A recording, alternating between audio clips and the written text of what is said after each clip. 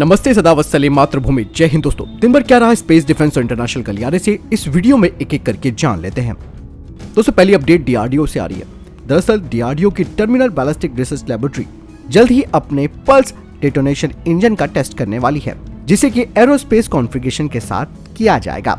और इस टेस्ट के पूरा हो जाने के बाद इसका इस्तेमाल cruise missile, anti tank missile और अनमैन एरियल व्हीकल्स के परपल्सन सिस्टम के तौर पर किया जा सकता है। दोस्तों, मैं आपको बता दूं कि ये 30 मिनट के लिए 2.5 किलो न्यूटन थ्रस्ट पैदा कर सकता है।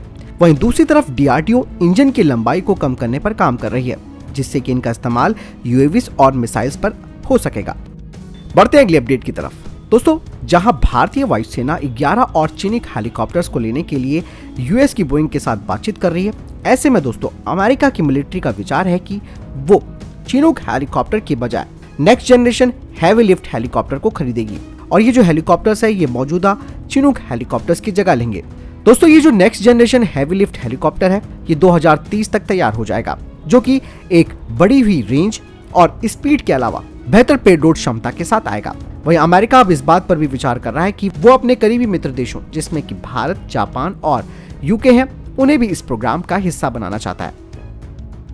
बढ़ते हैं अगली अपडेट की तरफ। दोस्तों, कल के डिफेंस अपडेट में मैंने आपको बताया था कि फ्रांस के रक्षा मंत्री के साथ भारत के रक्षा मंत्री राजनाथ सिंह ने मुलाकात की, और ऐसे में भारतीय रक्षा मंत्री ने फ्रांस से इंजन निर्माण के लिए फाइनल ऑफर की बातचीत की है। और इंजन डील के फाइनल हो जाने के बाद इस इंजन को जॉइंट वेंचर के माध्यम से संयुक्त रूप से बनाया जाएगा, जो कि 120 से 130 किलो न्यूटन थ्रस्ट क्लास का जेट इंजन होगा, और इसका इस्तेमाल आपको मालूम है कि एएमसीए में होगा।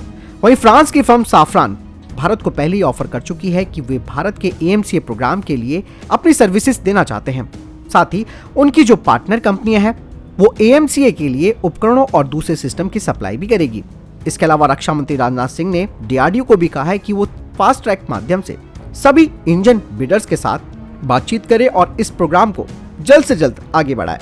और एक बार एएमसीए के लिए कैबिनेट कमेटी ऑन सिक्योरिटी की तरफ से मंजूरी मिल जाने के बाद जल्द ही नए इंजन का निर्माण का रास्ता साफ हो जाएगा। दोस्तों, यहाँ पर भारत को केवल फ्रांस को ही नहीं देखना होगा। इसके अलावा भारत के पास और भी बेहतर ऑप्शन है, जिसमें कि रॉल्स रॉयस भारत को इंटेलेक्चुअल प्रॉपर्टी भी दे रहा है। इसके अलावा दोस्तों, भारत जापान के साथ भी बातचीत कर सकता है, क्योंकि जापान भी 160 किलो न्यूटन थ्रस्ट क्लास का इंजन तैयार कर चुका है।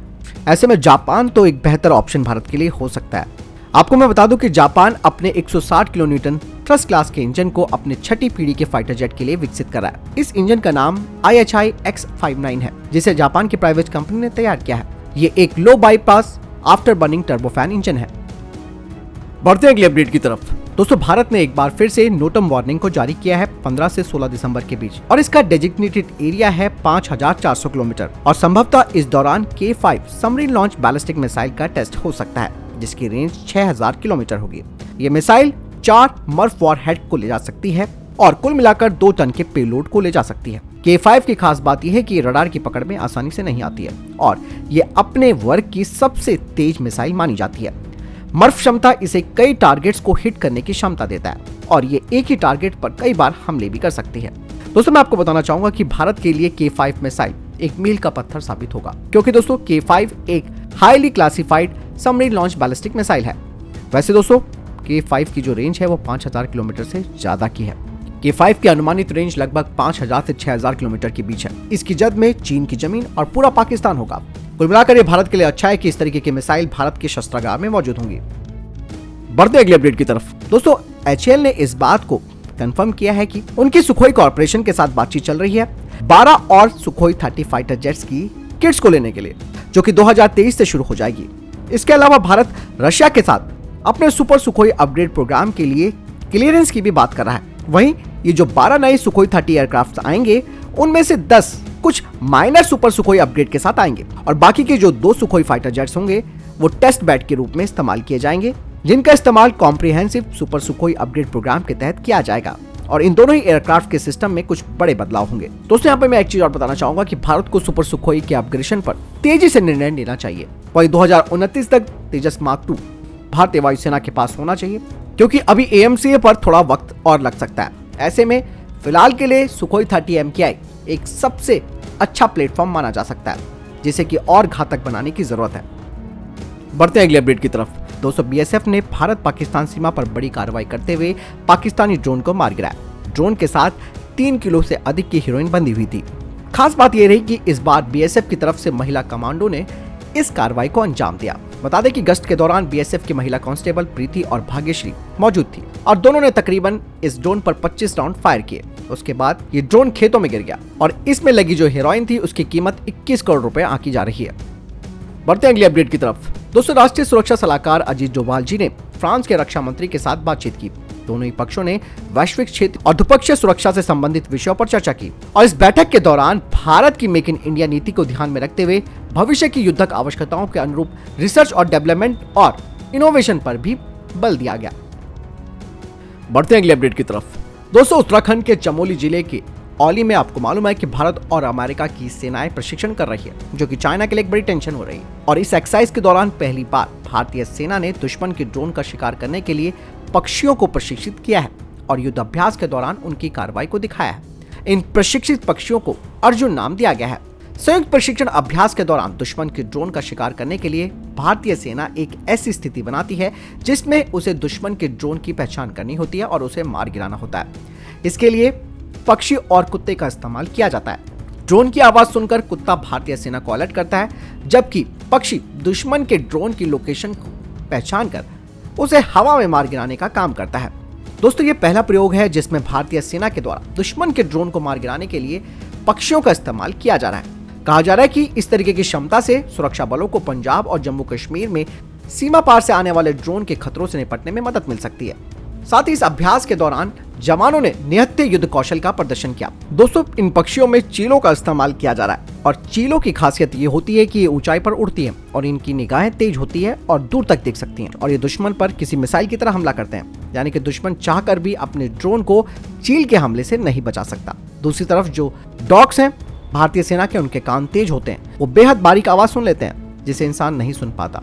ऐसे में इन दोनों के कॉम्बिनेशन से दुश्मन के ड्रोन को मार गिराया जा सकता है। दोस्तों, इस युद्ध अभ्यास के दौरान भारतीय सेना के जवानों ने Mi-17 हेलीकॉप्टर से राउंड ऑपरेशन भी किया। दोस्तों, बढ़ते हैं अगले अपडेट की तरफ। दोस्तों, एक बड़ी खबर सामने आ रही है जिसमें कहा जा रहा है कि 2023 में चाइना भारत पर हमला कर सकता है और इस बार उसके निशाने पर ताइवान नहीं बल्कि भारत है, क्योंकि दोस्तों चीन भारत और अमेरिका के संयुक्त युद्ध अभ्यास से चिढ़ा हुआ है। ऐसे में वो हिमालयी सीमा पर युद्ध छेड़ सकता है। जानकारों के अनुसार दुनिया में अभी भी अपनी ताकत को साबित करने के लिए अमेरिका और चीन के बीच कुछ वैसा ही चल रहा है जैसे शीत युद्ध के दौरान अमेरिका और रूस के बीच चल रहा था। वहीं दोस्तों, अब तक भारत चीन से एक घोषित युद्ध लड़ चुका है। एशिया में दोस्तों अभी भी भारत चीन के लिए सबसे बड़ी चुनौती बना हुआ है। अर्थव्यवस्था के आकार के मामले में भले ही जापान आगे हो, मगर भारत की एक ऐसी इमेज बनी हुई है जो बिना किसी महाशक्ति के समर्थन के भी तेजी से अपनी जगह बना रहा है। ऐसे में चीन की प्राथमिकता हर मोर्चे पर भारत को रोकने की है। चीन मानता है कि अगर सामरिक मोर्चे पर वो भारत को उलझाता है तो पूरे एशिया को अपनी ताकत दिखा सकता है। इसके अलावा चाइना को इस बात का यकीन है कि भारत के मामले में अमेरिका सीधा तौर पर नहीं उतरना चाहेगा और इसीलिए बात सामने आ रही कि 2023 में भारत चीन सीमा एशिया में तनाव का सबसे बड़ा पॉइंट बन सकती है। ऐसे में दोस्तों वेट एंड वॉच करने की स्थिति है। अगर हालात खराब करने की कोशिश करता है चाइना, तब की तभी देखी जाएगी। बढ़ते हैं अगले अपडेट की तरफ। रक्षा मंत्री राजनाथ सिंह जी ने कहा कि देश के सैनिकों ने स्वतंत्रता के बाद से ही युद्ध और आतंकवाद विरोधी गतिविधियों सहित सभी चुनौतियों का साहस और दृढ़ता से जवाब दिया है। रक्षा मंत्री राजनाथ सिंह ने यह बात सशस्त्र सेना झंडा दिवस के तौर पर एक कार्यक्रम के दौरान कही। रक्षा मंत्री ने आगे बताया कि देश के लिए बहुत से सैनिकों ने अपना सर्वोच्च बलिदान दिया है और कई शारीरिक रूप से अक्षम भी हुए हैं। रक्षा मंत्री राजनाथ सिंह ने बताया कि सेना के जवानों और उनके परिवारों की सहायता करना पूरे देश का सामूहिक उत्तरदायित्व है और इस कार्य के लिए सभी को आगे आना चाहिए और सैनिकों और उनके परिवारों को हर संभव तरीके से सहयोग करना चाहिए। रक्षा मंत्री ने लोगों से सशस्त्र सेना झंडा दिवस कोष में स्वेच्छा से योगदान करने की अपील की है। बढ़ते अगले अपडेट की तरफ जो कि ब्रिटेन को लेकर आ रही है। दोस्तों, ब्रिटेन के प्रधानमंत्री ने चीन को दो टूक जवाब दे दिया है। उन्होंने कहा कि चीन के साथ उनके देश के संबंधों का जो सुनहरा युग था वो खत्म हो गया। विदेश नीति के अपने पहले भाषण में ऋषि सुनक ने कहा कि पिछले दशक के दौरान चीन के साथ मजबूत आर्थिक संबंध थे। ब्रिटेन को अब प्रतिस्पर्धियों के प्रति मजबूत व्यवहारिता के साथ महत्वाकांक्षी सोच को बदलने की आवश्यकता है। दोस्तों, दरअसल ब्रिटेन इस बात को लेकर भी भड़का हुआ है क्योंकि हाल ही में शंघाई में जो विरोध प्रदर्शन चल रहे हैं उसमें बीबीसी के पत्रकार को पीटा गया था, जिसकी ब्रिटेन ने निंदा की। इसके अलावा ब्रिटेन के प्रधानमंत्री ने कहा कि हम हिंद प्रशांत क्षेत्र के साथ अपने रिश्तों को और मजबूत करेंगे और भारत के साथ मुक्त व्यापार समझौते को अंजाम देंगे। ऋषि सुनक ने साफ तौर पर कह दिया है कि चीन अपने सभी सरकारी ताकत का इस्तेमाल दुनिया में प्रभाव बढ़ाने के लिए कर रहा है, इसीलिए ब्रिटेन भी हिंद प्रशांत क्षेत्र के सहयोगियों के साथ अपने व्यापार और सुरक्षा संबंधों को मजबूत करने पर प्राथमिकता देगा। बढ़ते हैं अगली अपडेट की तरफ, जो कि जापान को लेकर आ रही है। दोस्तों, चीन से बढ़ते खतरों को देखते हुए जापान अपने रक्षा बजट में एक जबरदस्त बढ़ोतरी करने जा रहा है। कहा जा रहा है कि जापान 2027 तक अपने रक्षा खर्च को जीडीपी के 2% तक बढ़ाने के लिए विचार कर रहा है।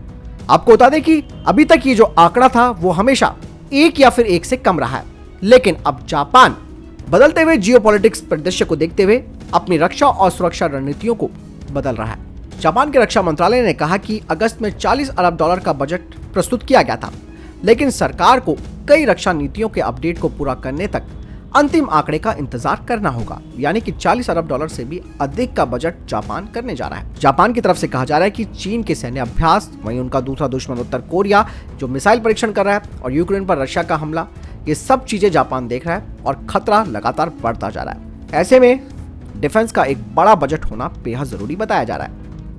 बढ़ते हैं अगली अपडेट की तरफ। दोस्तों, लगातार चाइना में विरोध प्रदर्शन शुरू हो चुके हैं। ऐसे में चीन ने बीजिंग और शंघाई सहित कई प्रमुख शहरों में सुरक्षा के लिए भारी पुलिस बल तैनात कर दिया है। चीन में पिछले कुछ दिनों से हजारों लोग विरोध प्रदर्शन कर रहे हैं। ये प्रदर्शनकारी, आप सबको मालूम है कि कोविड प्रतिबंधों पर जो कठोरता चाइना ने दिखाई है, जिसके तहत वहां लॉकडाउन, क्वारंटीन और नागरिकों की स्वतंत्रता पर एक तरह से जो बैन लगाया गया है, उसके खिलाफ हो रहा है। चीन की जीरो कोविड नीति ने पिछले 3 सालों में लाखों लोगों के जीवन को अस्त व्यस्त कर दिया है। रोजगार और आमदनी भी वहां के लोगों की प्रभावित हुई है। इसके अलावा अर्थव्यवस्था भी धीमी हो गई है। कहा जा रहा है कि चाइना ने कई प्रदर्शनकारियों को हिरासत में भी ले लिया है और चाइना की पुलिस प्रदर्शनकारियों के खिलाफ मिर्च स्प्रे का इस्तेमाल कर रही है और वहां के लोगों की आवाज को दबाने की कोशिश कर रही है। बढ़ते अगले अपडेट की तरफ। दोस्तों, भारत सरकार ने भारतीय अंतरिक्ष अनुसंधान संगठन को विस्फोटक इस्तेमाल के लिए किए गए प्रावधानों में छूट दे दी है। इसके तहत अंतरिक्ष एजेंसी को रॉकेट के लिए ठोस प्रोपेलेंट के निर्माण, उसका भंडारण, उपयोग और परिवहन के लिए मंजूरी लेने के नियम में छूट दी गई है। दरअसल ये जो ठोस प्रोपेलेंट होता है, यह अंतरिक्ष रॉकेट में इस्तेमाल होने वाला मुख्य ईंधन है। इससे पहले दोस्तों, इसरो को उद्योग और आंतरिक व्यापार संवर्धन विभाग और विस्फोटक सुरक्षा संगठन से इसके इस्तेमाल के लिए लाइसेंस लेना पड़ता था, लेकिन अब ये छूट इसरो को दे दी गई है। हालांकि ये छूट कुछ शर्तों के तहत दी गई है। फिलहाल दोस्तों, ये थे अभी तक के टॉप डिफेंस और स्पेस अपडेट। वीडियो के सामने कोई प्रश्न, जवाब, आपका कोई सवाल है, कमेंट सेक्शन में लिखकर जरूर पूछ सकते हैं। वीडियो को लाइक जरूर कीजिएगा, चैनल सब्सक्राइब करना ना भूलिएगा, शेयर भी कीजिएगा। जय हिंद, वंदे मातरम।